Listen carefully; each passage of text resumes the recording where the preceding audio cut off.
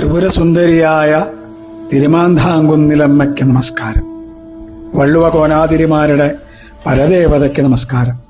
അടിയന്റെ നാലുകെട്ടിലമർന്ന് കുടുംബത്തെ മുഴുവൻ രക്ഷിച്ചുകൊണ്ടിരിക്കുന്ന ഞങ്ങളുടെ അമ്മയ്ക്ക് ജപാകുസുമഹാരത്തോടെ അനന്തകോടി പ്രണാമം. കേരളത്തില് പ്രസിദ്ധമായ 3 ഭദ്രകാളി ക്ഷേത്രങ്ങളാണുള്ളത്. മലബാറുകാരുടെ സാക്ഷാൽ തിരുമാന്ധാംകുന്നിലമ്മ, കൊച്ചിക്കാർക്ക് കൊടുങ്ങല്ലൂരമ്മ, തിരുവിതാംകൂറുകാരുടെ പനയനാർകാവിലമ്മ. ഭക്തകവിയായ പൂന്താനം ത്രിപുരസുന്ദരിയായ ഈ അമ്മയുടെ കേശാതിപാദമാണ് ഘനസംഘം എന്ന രീതിയിൽ രചിച്ച് വാഴ്ത്തിപ്പാടിയത്. മാന്ധാതാവ് എന്നൊരു മഹാരാജാവ് രാജ്യവും കൊട്ടാരവും സുഖഭോഗങ്ങളും ഉപേക്ഷിച്ച് മഹാദേവനെ തപസ് ചെയ്യാൻ അങ്ങാടിപ്പുറത്തെത്തി. ഭഗവാൻ പ്രത്യക്ഷപ്പെട്ടു. എന്താ വരം വേണ്ടേ ചോദിച്ചു.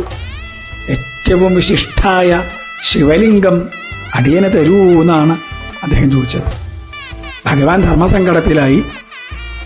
ഏറ്റവും വിശിഷ്ടമായ ശിവലിംഗം ശ്രീപാർവതിയുടെ കയ്യിലാണുള്ളത്. ഭഗവാനെ വരനായിട്ട് കിട്ടാൻ വേണ്ടി പാർവതി ഉപാസിച്ച ആ ശിവലിംഗം എങ്ങനെയാ കൊടുക്കുക മാന്ധാതാവിന്?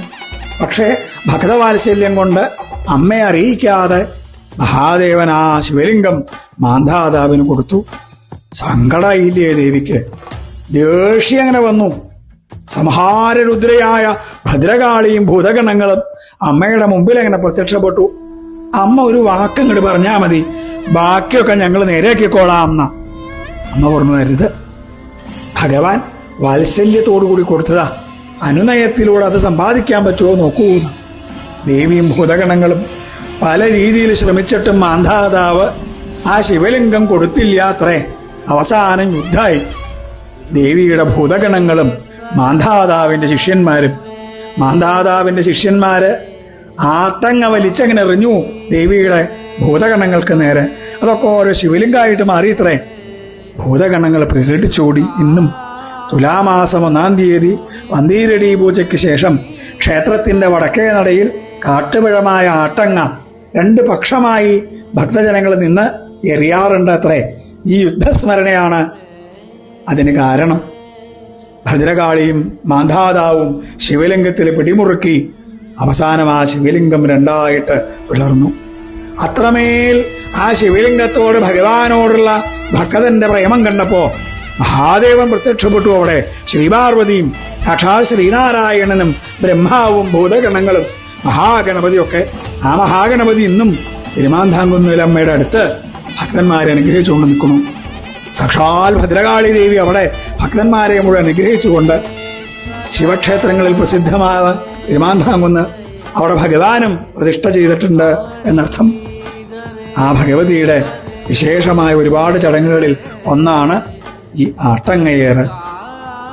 കാളിയും ദാരികനും തമ്മിലുള്ള യുദ്ധസ്മരണയെ അനുസ്മരിക്കുന്ന കളമ്പാട്ട്, ഭഗവതിക്ക് നടക്കുന്ന ചാന്താട്ടം, ഘനസംഘത്തെ സ്മരിച്ചുകൊണ്ട് മറ്റൊരു സംഗീതോത്സവം. കേരളത്തിന്റെ പിറന്നാളായ ഫെബ്രുവരി 16-ാം തീയതി മുതൽ 5 ദിവസം നീണ്ടു നിൽക്കുന്ന സംഗീതോത്സവം.